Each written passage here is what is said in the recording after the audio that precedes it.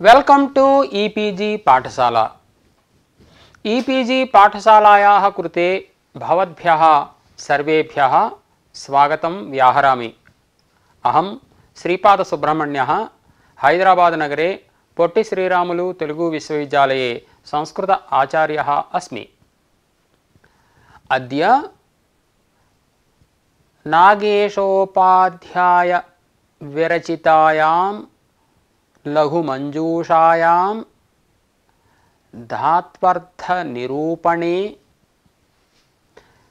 सप्तमः अन्तिमश्च पाठ्यांशः अद्य मया अध्याप्यते। अयं पाठ्यांशः मंजूषा ग्रन्थे वस्तुतस्तु एतच्छास्त्रीय इति वाक्यादारभ्य भाष्ये प्रयुक्तमित्यलम् इति वाक्यपर्यन्तं वर्तते इति भवद्भिः मनसि स्थापनीयम्।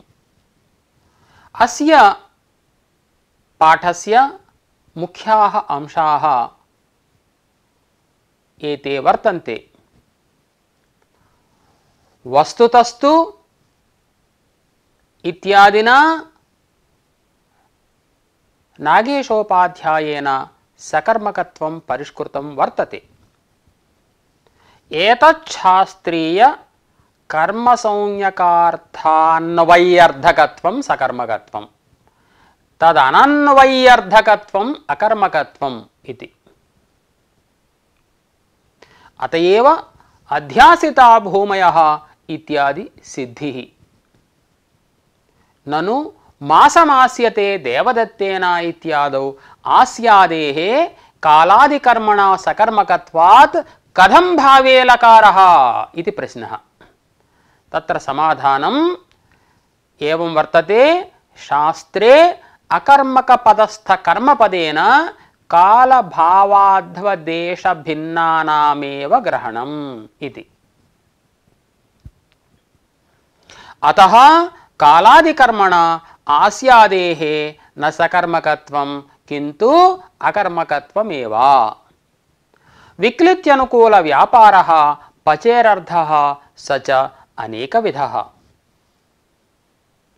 नश्यतेः अदर्शनानुकूल व्यापारः अर्थः स च ध्वंस सामग्रीरूपः व्यवधानाद्यनुकूल व्यापार रूपश्च। जानातेः विषयतया ज्ञानं फलं तदनुकूलः आत्ममनस्संयोगः व्यापारः। इच्छतेः इच्छानुकूलं ज्ञानम् अर्थः। पतिः गमिवत् सकर्मकः नरकं पतितः इत्यादि प्रयोगात्। विभागजन्य संयोग मात्र परत्वे पतेरकर्मकत्वम्। तन्मात्र परत्वम् इत्यस्य तद्व्यधिकरण व्यापारस्यैव निषेधः न तु समानाधिकरणस्य व्यापारस्य। सर्वस्यापि धातोः फलावच्छिन्न व्यापार बोधकत्वात्। क्रुयः उत्पत्ति व्यधिकरणः तदनुकूल व्यापारः अर्थः। एते विषयाः अस्मिन् पाठ्यभागे प्रधानतया वर्तन्ते इति भवद्भिः ज्ञातव्यम्। अस्य पाठस्य उपोद्घातः संक्षेपेण भवतां सौकर्याय मया उच्यते। एतावत्पर्यन्तं सकर्मकत्वपरिष्काराः अनेक प्रकाराः उक्ताः। तत्र वस्तुतस्तु इत्यादिना यत् सकर्मकत्वम् उक्तं नागेशेन तदिदानीं प्रतिपाद्यते। अयमेव सिद्धान्तः इति भवद्भिः मन्तव्यम्। एतच्छास्त्रीय कर्मसंज्ञकार्थान्वय्यर्थकत्वं सकर्मकत्वम् इति संक्षेपेण विवरणं क्रियते मया। एतच्छास्त्रीया या कर्मसंज्ञा तादृश कर्मसंज्ञकः यः अर्थः तदन्वयी यः अर्थः तत्कत्वं सकर्मकत्वम् इति। संक्षेपेण पचि धातोः समन्वयः क्रियते। चैत्रः तण्डुलं पचति इति प्रयोगः। तण्डुलम् इत्यत्र कर्तुरीप्सिततमं कर्म इति सूत्रेण तण्डुलस्य कर्मसंज्ञा विहिता। अतः एतच्छास्त्रीया या कर्मसंज्ञा इत्युक्तौ कर्तुरीप्सिततमं कर्म इति सूत्रेण विहिता कर्मसंज्ञा, तादृश कर्मसंज्ञकः यः अर्थः तण्डुलः। यतः तण्डुलस्य कर्मसंज्ञा विहिता, कर्मसंज्ञकः अर्थः तण्डुलः, तदन्वयी अर्थः विक्लित्तिः। तण्डुलः कुत्र अन्वेति? विक्लित्तौ अन्वेति। तादृश विक्लित्त्यर्थकत्वं धातोः पचि धातोः वर्तते इति कृत्वा पचि धातोः सकर्मकत्वं वर्तते। तदनन्वय्यर्थकत्वम् अकर्मकत्वं। संक्षेपेण अत्रापि अर्थः प्रतिपाद्यते मया। घटो अस्ति इति प्रयोगः, घटो भवति इति प्रयोगः। तत्र घटादीनां कर्मसंज्ञा केनापि सूत्रेण न प्रवर्तते। अतः एतच्छास्त्रीय कर्मसंज्ञकार्था अनन्वयी यत् फलम् उत्पत्तिः अथवा सत्ता तदर्थकत्वम् असधातोः वर्तते इति कृत्वा तत्र तदनन्वय्यर्थकत्वरूप अकर्मकत्वं वर्तते। एतादृश अकर्मकत्वं सकर्मकत्वं च आश्रितमिति हेतोः अध्यासिता भूमयः इत्यादि प्रयोगसिद्धिः तस्मिन् पाठ्यांशविवरणे मया इतोपि स्पष्टतया उच्यते। अत्र अयं प्रश्नः उदेति। मासमास्यते देवदत्तेन इत्यत्र मास शब्दात् अथवा मासस्य, मास शब्दात् इति मास्तु, मासस्य अकर्मकधातुभिर्योगे इत्यादि वार्तिकेन कर्मसंज्ञा विहिता। एवञ्च एतच्छास्त्रीय कर्मसंज्ञकार्धान्वय्यर्थकत्वरूप सकर्मकत्वम् आसधातो वर्तते। एवञ्च आस्यादेः कालादिकर्मणा सकर्मकत्वात् कथं भावे लकारः भवति? मासम् आस्यते देवदत्तेन इति प्रश्नः उदेति। अत्र इदं समाधानं शास्त्रे अस्मिन् अकर्मकपदस्थकर्मपदेन कालभावाध्वदेशभिन्नानामेव ग्रहणम्। अतः मासरूपकालकर्मणा सकर्मकत्वं नैव आपादयितुं शक्यते आसधातौ, किन्तु अकर्मकत्वमेव सिद्धं भवति। इदानीं केषाञ्चन धातूनाम् अर्थः अपि प्रतिपादिताः मञ्जूषायां। तत्र विक्लित्यनुकूलव्यापारः पचेरर्थः स च अनेकविधः इति इतः प्रागेव प्रतिपादितम्। उत्कारः अधिश्रयणम् अधश्रयणम् इत्येवमादिकम्। एवं नश धातोः अदर्शनानुकूलव्यापारः अर्थः, अदर्शनं फलं तदनुकूलव्यापारः व्यापारः। स च व्यापारः ध्वंस सामग्रीरूपः। एवं स च व्यापारः व्यवधानाद्यनुकूलव्यापाररूपश्च। नाम कदाचित् ध्वंसानुकूलव्यापारः भवेत्, कदाचित् व्यवधानाद्यनुकूलव्यापाररूपोऽपि भवेत्। एवं कथने प्रयोजनं तदंशनिरूपणसन्दर्भे अहं वदामि। एवं ज्ञाधातोः विषयतया ज्ञानं फलं, तदनुकूलः आत्ममनस्संयोगः व्यापारः। एवं इच्छतेः इषधातोः इच्छानुकूलं ज्ञानम् अर्थः। पतिः गमिवतु सकर्मकः, नरकं पतितः इत्यादि प्रयोगात्। यदि पतधातुः विभागजन्यसंयोगमात्रपरः तदानीं तस्य अकर्मकत्वम्। तन्मात्रपरत्वम् इत्युक्तौ अयि भोः व्यापारार्थकत्वं नास्ति वा इति नैव प्रष्टव्यम्। विभागजन्यसंयोगमात्रपरत्वम् इत्युक्तौ विभागजन्यसंयोगव्यधिकरणव्यापारस्य निषेधः इत्यर्थः, न तु विभागजन्यसंयोगसमानाधिकरणव्यापारस्य निषेधः। कुतः? सर्वस्यापि धातोः फलावच्छिन्न व्यापारबोधकत्वात्। अंततः क्रुञ् धातोः उत्पत्तिव्यधिकरिणः उत्पत्त्यनुकूल व्यापारः अर्थः। इतः प्राक् सकर्मकत्वम् अनेकधा प्रदर्शितं वर्तते। व्यापार व्यधिकरण फलवाचकत्वं सकर्मकत्वमिति। इतः प्राक् प्रतिपादितं वर्तते। इदानीं वस्तुतस्तु इत्यादिना नागेशोपाध्यायैः सिद्धान्तः प्रदर्शितः वर्तते।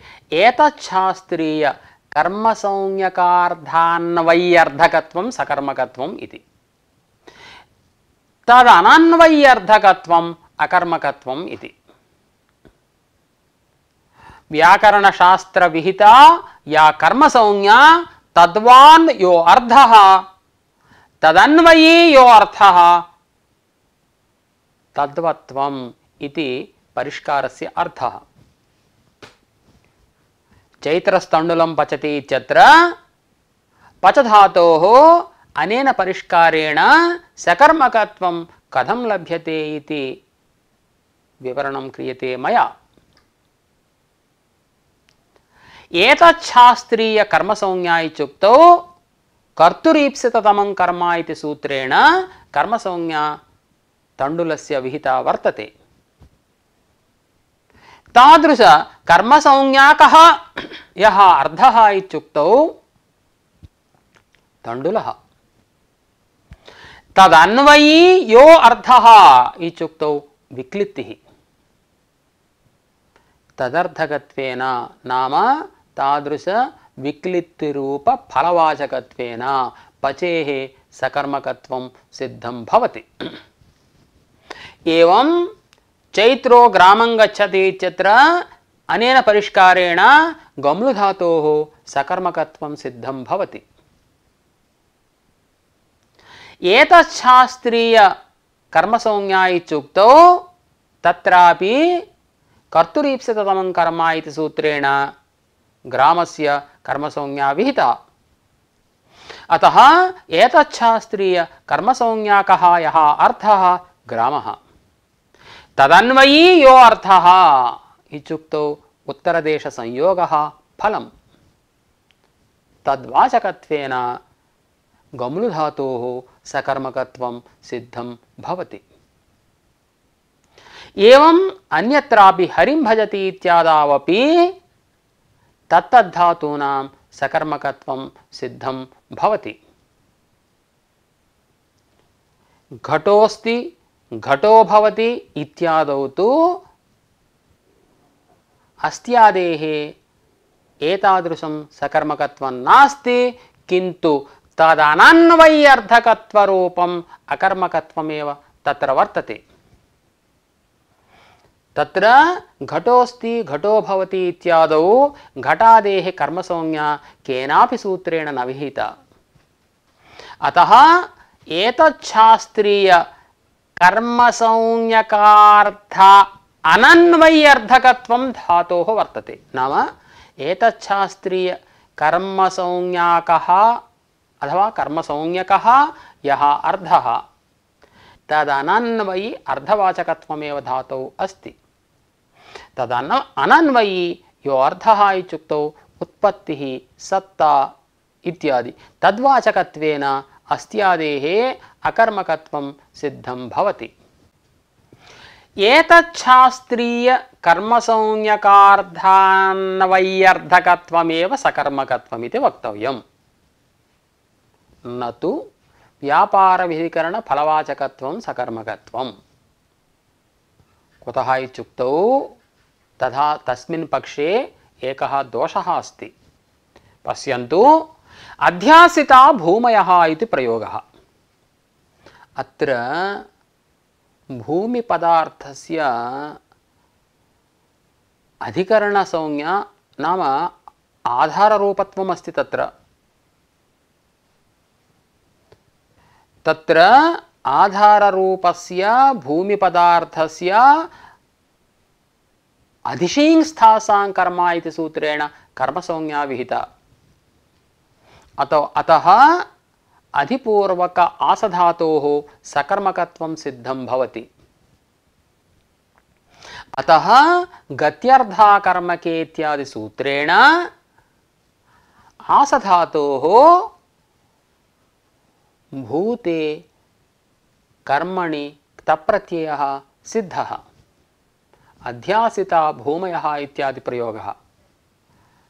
यदि व्यापार विधिकरण फलवाचकत्वं सकर्मकत्वम् इति उच्यते, अस्मिन् परिष्कारे अध्यासिता भूमयः इत्यत्र सकर्मकत्वं नैव स्यात्।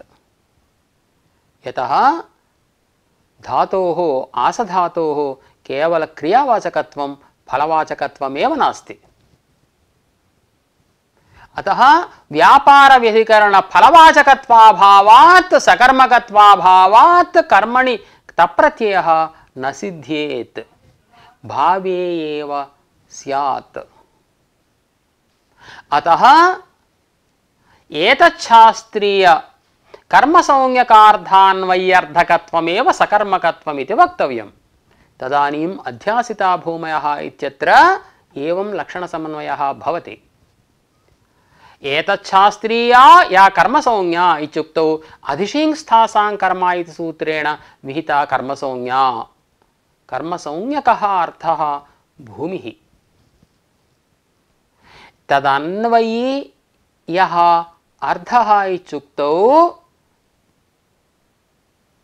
सत्ता। तद्वाचकत्वेन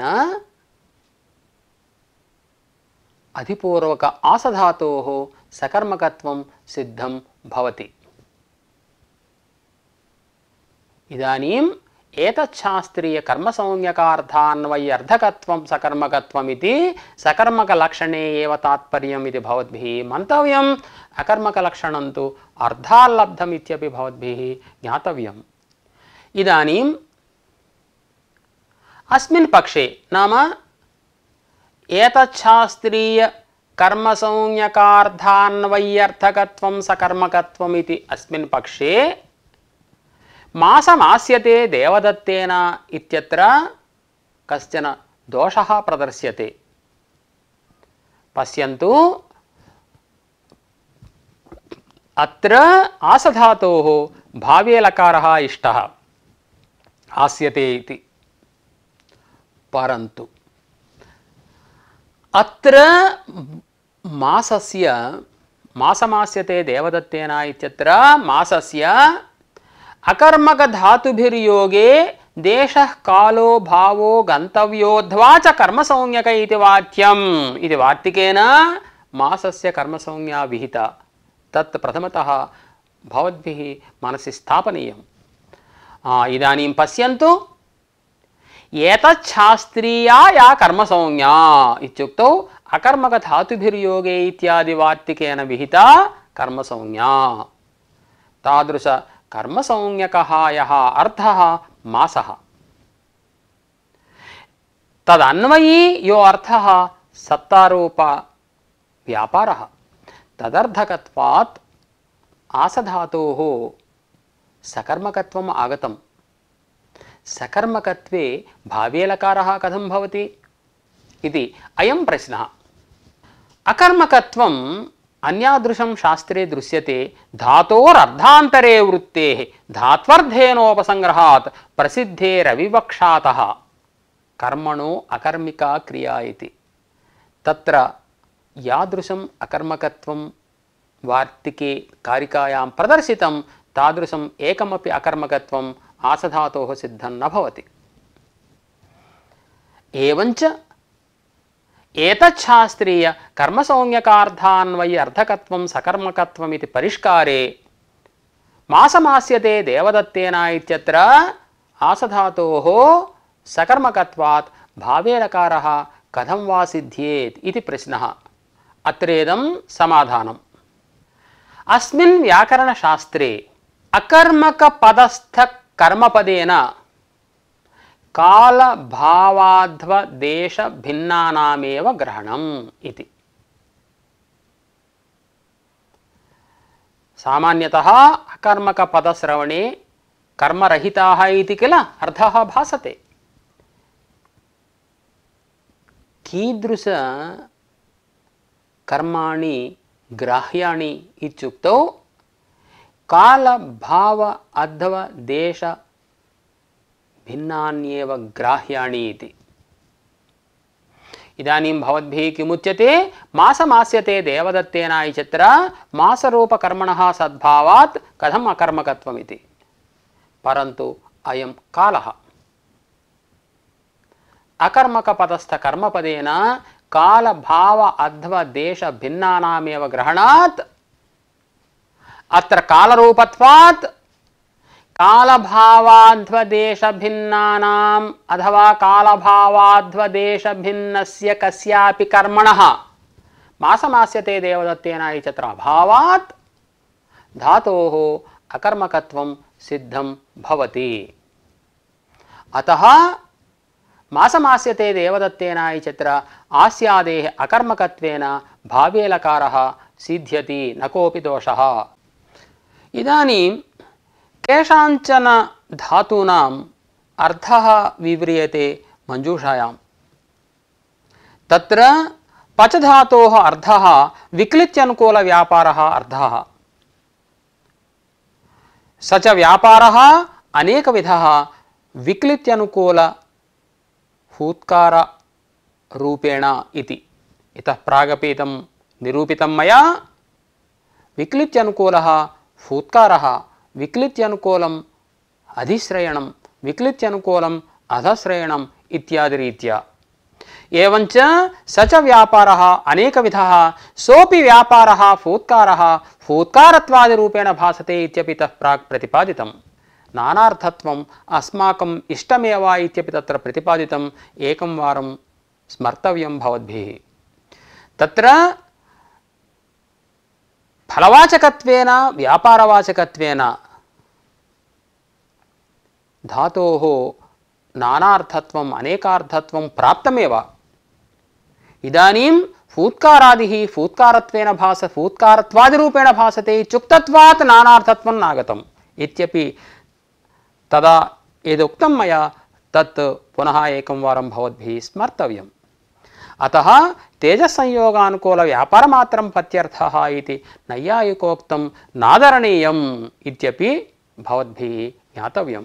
नेक्स्ट, इदानीं नश धातोः अर्थः विव्रियते। अदर्शनानुकूल व्यापारः नश धातोः अर्थः। पश्यन्तु, घटो नश्यति इति यदि उच्यते तर्हि किं भवति? घटे अदर्शनं जायते, तस्मिन् यददर्शनं तदनुकूल व्यापारः नश्यतेरर्थः। ध्वंसानुकूल व्यापारः इति नोक्तं, तत्तु मनसि भवद्भिः स्थापनीयम्। स च व्यापारः कीदृशः भवति इत्युक्तौ प्रतियोगित्वविशिष्ट ध्वंससामग्रीरूपः भवेत्, व्यवधानाद्यनुकूल व्यापाररूपोऽपि भवेत्। ध्वंसं प्रति प्रतियोगिनः कारणत्वात् प्रतियोगित्वविशिष्ट ध्वंससामग्री व्यापारः इति ग्रन्थोक्तं भवद्भिः ज्ञातव्यम्। इदानीं घटो नश्यति इत्युदाहरणं। ध्वंसं प्रति प्रतियोगिनः कारणत्वमिति मया उक्तं किल। अतः प्रतियोगित्वविशिष्ट ध्वंससामग्रीरूप व्यापाराश्रयः घटः, घटनिष्ठम् अदर्शनं फलम्। अत्र धातोः अकर्मकत्वात् फलं व्यापारः उभयमपि एकस्मिन्नेव घटे वर्तते इति भवद्भिः ज्ञातव्यम्।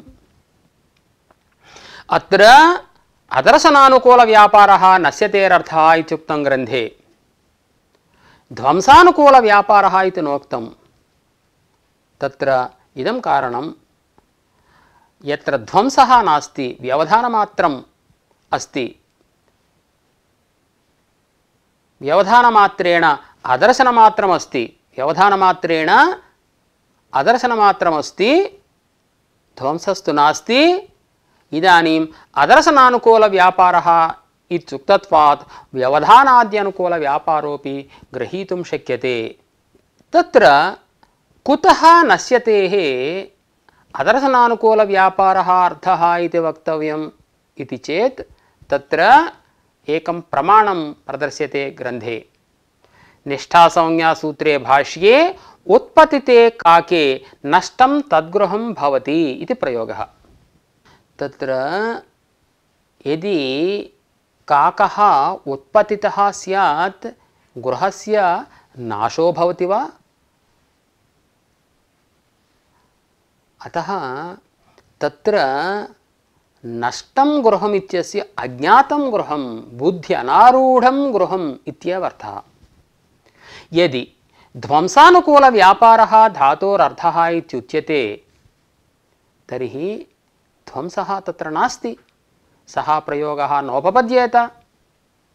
अतः अदर्शनानुकूलव्यापारः इत्युक्तत्वात् व्यवधानाद्यनुकूलव्यापारोऽपि ग्रहीतुं शक्यते इति कृत्वा गृहस्य ध्वंसानुकूलव्यापाराश्रयत्वाभावेपि व्यवधानाद्यनुकूलव्यापाराश्रयत्वात् उत्पतिते काके नष्टं तद्गृहं भवति इति प्रयोगः सङ्गच्छते। तत्र नष्टमित्यस्य बुद्ध्यनारूढमित्यर्थः। यतः काकस्य उत्पतितत्वात् इदानीं गृहम् अज्ञातं जातम्, अतः बुद्ध्यनारूढं नाम अज्ञातमित्यर्थः। तत्र हृतं नष्टं च लभ्यते इति एकः स्मार्थप्रयोगः। एतावत्पर्यन्तं ध्वंसानुकूलव्यापारः न नशेरर्थः, किन्तु अदर्शनानुकूलव्यापार एव नशेरर्थः इति प्रतिपादितम्। अतएव कार्तवीर्यार्जुनो नाम राजा बाहुसहस्रवान् तस्य स्मरणादेव हृतं नष्टं च लभ्यते इति स्मार्थप्रयोगः। बाहुसहस्रवान् कार्तवीर्यार्जुनः राजा अस्ति, तस्य स्मरणं यदि क्रियते तर्हि हृतमपि लभ्यते नष्टमपि लभ्यते इति तस्य श्लोकस्य अर्थः। अयि भोः, नष्टं लभ्यते इत्यस्ति। नष्टमित्युक्तौ यदि धातोः नशधातोः ध्वंसानुकूलव्यापारः अर्थः, यदि ध्वंसानुकूलव्यापाराश्रयः यदि भवेत् तर्हि तत् अथवा सः पदार्थः कथं लभ्यः भवति? ध्वंसो जातः इत्युक्तौ यस्य ध्वंसः जातः तस्य पुनर्लाभः कथम्? अतः ध्वंसानुकूलव्यापाराश्रयस्य द्रव्यस्य लाभः सर्वथा असम्भवः। व्यवधानाद्यनुकूलव्यापारः यदि धातोरर्थः तर्हि तादृशव्यापाराश्रयत्वे पुनर्लाभः सम्भवति। यतः व्यवधानेन नष्टमिति व्यवहारः, यदि व्यवधानम् अपह्रियते तर्हि लाभः सुलभो भवति। तत्र व्यापारे कालान्वयः भवति। तत्र एतेन नाशस्य नित्यत्वात् सर्वदा नश्यति इत्यापत्तिरिति निरस्तम्। इदानीं जानात्यर्थः ज्ञाधातोरर्थः प्रतिपाद्यते। तत्र विषयतासम्बन्धेन ज्ञानं फलं तदनुकूलः आत्ममनस्संयोगः व्यापारः। घटं जानाति इति प्रयोगः स्वीक्रियताम्। तत्र घटस्य कर्मत्वं चैत्रो घटं जानाति इत्यत्र चैत्रस्य कर्तृत्वं घटस्य कर्मत्वं धातोः सकर्मकत्वम् इति भवद्भिः मन्तव्यं। तत्र ज्ञानं फलं घटे वर्तते विषयतासम्बन्धेन। यतः ज्ञानविषयः घटः इति कृत्वा विषयतासम्बन्धेन ज्ञानं घटे वर्तते। तादृशज्ञानानुकूलः व्यापारः इत्युक्तौ आत्ममनस्संयोगः व्यापारः। आत्ममनस्संयोगः इत्यस्य कोऽर्थः इति अनन्तरमेव विव्रियते। स च आत्ममनस्संयोगः समवायसम्बन्धेन चैत्रे वर्तते। अतः चैत्रः कर्ता, घटः कर्म। पुनरेकवारं वदामि, ज्ञानं फलं विषयतासम्बन्धेन घटे वर्तते। येन सम्बन्धेन फलं वर्तते सः सम्बन्धः फलतावच्छेदकसम्बन्धः इति व्यवह्रियते। अत्र विषयतासम्बन्धेन फलं वर्तते इत्युक्तत्वात् फलतावच्छेदकसम्बन्धः विषयतः। एवं येन सम्बन्धेन व्यापारः वर्तते सः सम्बन्धः व्यापारतावच्छेदकसम्बन्धः। अत्र समवायसम्बन्धेन आत्ममनस्संयोगः व्यापारः चैत्रे वर्तते इत्युक्तत्वात् व्यापारतावच्छेदकसम्बन्धः समवायसम्बन्धः। एवञ्च सम्बन्धभेदेन फलव्यापारयोः वैयधिकरण्यात् जानातेः सकर्मकत्वं सिद्धं भवति। मनो जानाति इति प्रयोगः। अत्र मया चैत्रो घटं जानाति इत्युक्तं ग्रन्थे मनो जानाति इति प्रयोगः उक्तः। तत्र कथं समन्वयः इति पश्यन्तु। आत्ममनस्संयोगः व्यापारः इत्यत्र आत्मा इत्यस्य अन्तःकरणमर्थः। मनः पदेन तद्वृत्तिः स्वीकर्तव्या, अंतःकरणवृत्तिः स्वीकर्तव्या। तत्र अंतःकरणस्य सावयवत्वं मनसोपि सावयवत्वम्। अतः अनयोः अवच्छेदकस्य अंशस्य संभवः। सावयवपदार्थेष्वेव अवच्छेदकांश संभवः। अतः अनयोः अंतःकरण वृत्त्योः संयोगः संभवति। पश्यन्तु, कुत्र संयोगः भवति इत्युक्तौ यत्र सावयवकत्वम् अवच्छेदकांश संभवः तत्रैव संयोगः भवति। वृक्षः कपिसंयोगी इत्युदाहरणं स्वीक्रियताम्। वृक्षे कपौ च संयोगः वर्तते। वृक्षोपि सावयवपदार्थः, तत्र अवच्छेदकांशः अस्ति। एवं कपिरपि सावयवपदार्थः, तत्रापि अवच्छेदकांशः अस्ति। एवञ्च अनयोः अवच्छेदकांशसम्भवेन सावयवत्वात् संयोगः सम्बन्धः वृक्षः कपिसंयोगी इत्युच्यते। एवमेव प्रकृते आत्मशब्दवाच्यस्य अन्तःकरणस्य एवं मनःशब्दवाच्यायाः वृत्तेश्च संयोगः घटते एव। तादृश आत्ममनस्संयोग एव व्यापारः। स च व्यापारः समवायसम्बन्धेन मनसि वर्तते। कुतः? गुणगुणिनोः समवायात् संयोगः गुणः। गुणि इत्युक्तौ मनः भवति। गुणि मनः भवति। अतः मनसि एतादृश आत्मनसंयोगः समवायेन वर्तते। एवञ्च फलं ज्ञानं विषयतासम्बन्धेन घटे, व्यापारः आत्मनसंयोगः समवायसम्बन्धेन मनसि। अतः वैयधिकफलव्यापारयोः वैयधिकरण्यात् जानातेः सकर्मकत्वं सिद्धं वर्तते। नेक्स्ट इदानीम् इषधातोः अर्थः वर्ण्यते। इषधातोः इच्छानुकूलं ज्ञानम् अर्थः। चैत्रः घटम् इच्छति इत्यत्र अयम् इच्छतिः सकर्मकः। तत्र घटस्य कर्मत्वं चैत्रस्य कर्तृत्वं व्यापाराश्रयत्वं। तत्र इच्छा विषयतासम्बन्धेन कुत्र वर्तते? घटे वर्तते। इच्छानुकूलं ज्ञानं समवायसम्बन्धेन कुत्र वर्तते? चैत्रे वर्तते। अतः सम्बन्धभेदेन इच्छारूपफलस्य तदनुकूल ज्ञानरूपव्यापारस्य च वैयधिकरण्यात् अस्य धातोः इच्छतेः सकर्मकत्वं सिद्धं भवति। अयि भोः, घटम् ऐच्छतु इति प्रयोगः। तत्र भूतकाले प्रयोगः, अथवा घटम् एषिष्यति इति भविष्यत्काले प्रयोगः।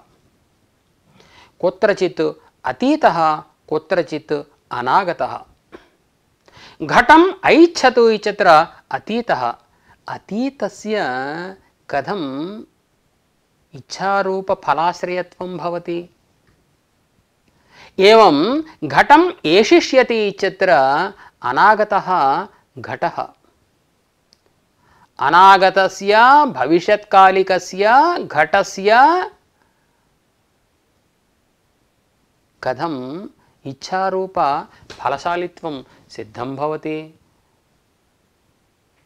भविष्यत्कालिकस्य घटस्य इति मास्तु, तत्र एषिष्यति इति प्रयोगात् अनन्तरम् इच्छति अयम्। भविष्यत्कालीना इच्छा भविष्यत्कालिक इच्छाश्रयत्वं कथं सिद्धं भवति? अथवा एवमपि वक्तुं शक्यते। तत्र किमुक्तं ग्रन्थे? अतीत अनागतयोरपि, अतीतस्य अनागतस्य च फलशालित्वम् इच्छाश्रयत्वं कथं? बुद्ध्युपारोहात्। बुद्धौ अतीतोपि सिद्धः, अनागतोपि सिद्धः। अतः बुद्ध्युपारोहम् अथवा बुद्धिम् उपारूढयोः अतीतानागतयोः इच्छाश्रयत्वं सिद्धं भवति। इदानीं पतधातोः अर्थः विव्रियते। पतिः गमिवत् सकर्मकः। यथा गम्लुधातुः सकर्मकः, एवं पतधातुरपि सकर्मकः। कुतः? नरकं पतितः इत्यादि प्रयोगात्। तत्र नरकं पतितः इति यदि पतधातुः अकर्मक एव भवेत् चेत् नरकमिति तत्र कथं द्वितीया विभक्तिः? कर्मसंज्ञा सत्वे एव किल द्वितीया विभक्तिः। अतः कर्मसंज्ञया भाव्यं, कर्मत्वेन भाव्यम् इत्युक्तौ धातोः सकर्मकत्वमपि आवश्यकम्। नाम पतधातौ अथवा पतधातोः विभागजन्यसंयोगः फलम् अर्थः उच्यते किल। तादृश विभागजन्य संयोगानुकूल व्यापारः यदि धात्वर्थः भवति चेत्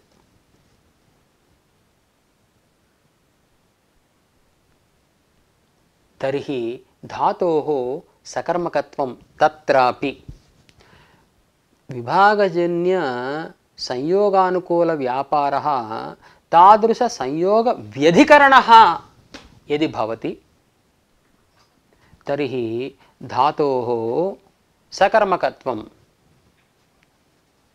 वृक्षात् पर्णं भूमिं स्पृशति इति प्रयोगः।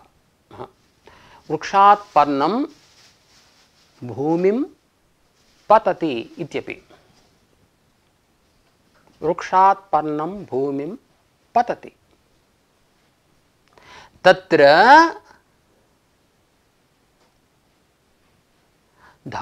तत्र कर्मणः सद्भावात् धातोः सकर्मकत्वं नरकं पतितः। कर्मणः सद्भावात् सकर्मकत्वं नाम फलं नरकं पतितः इत्येव स्वीक्रियताम्। तत्र फलाश्रयत्वेन विभागजन्यसंयोगरूप फलाश्रयत्वेन तत्र नरकस्य कर्मसंज्ञा इति भवद्भिः वक्तव्यं। तद्व्यधिकरण व्यापाराश्रयत्वेन पतितः इति तस्य पुरुषस्य कर्तृसंज्ञा भवद्भिः वक्तव्यम्। यदि विभागजन्य संयोग एव अर्थः, तत्र किमुक्तं विभागजन्य संयोगमात्रस्य धात्वर्थत्वे इत्युक्तम्। अनेन ग्रन्थेन किं ज्ञायते, व्यापार एव नार्थः धातोः इति ज्ञायते किल इति चेत् अत्र इदं समाधानं विभागजन्य संयोगमात्रस्य धात्वर्थत्वे इत्यस्य मात्रपदेन तद्व्यधिकरण व्यापारस्य एव निषेधः इति भवद्भिः ज्ञातव्यम्। समानाधिकरण व्यापारस्य निषेधे तु तात्पर्यं नास्ति। एवञ्च विभागजन्य संयोग मात्रस्य धात्वर्थत्वे नाम विभागजन्य संयोग रूप फलस्य तत्समानाधिकरण व्यापारस्यापि धात्वर्थत्वे किं भवति, धातोः अकर्मकत्वं भवति। यदि विभागजन्य संयोग व्यधिकरण व्यापारः धात्वर्थः चेत् पतधात्वर्थः चेत् तदानीं धातोः सकर्मकत्वमेव भवति इति भवद्भिः ज्ञातव्यम्।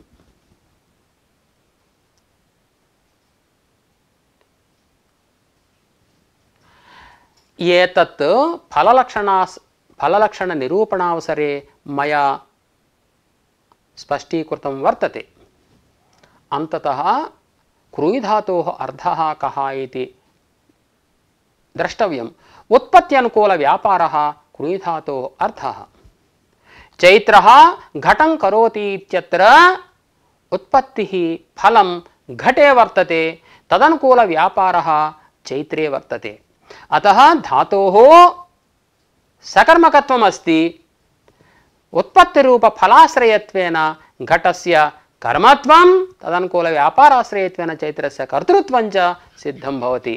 परन्तु यत्नमात्रार्थकत्वं तु क्रूयः नैव वक्तव्यं। तथा सति यति धातुः यथा अकर्मकः भवति तथा क्रूयि धातुरपि अकर्मको भवेत्। अतः उत्पत्त्यनुकूल व्यापारः क्रूयि धातोः अर्थः इति अवश्यं स्वीकर्तव्यं। तदानीं फलव्यापारयोः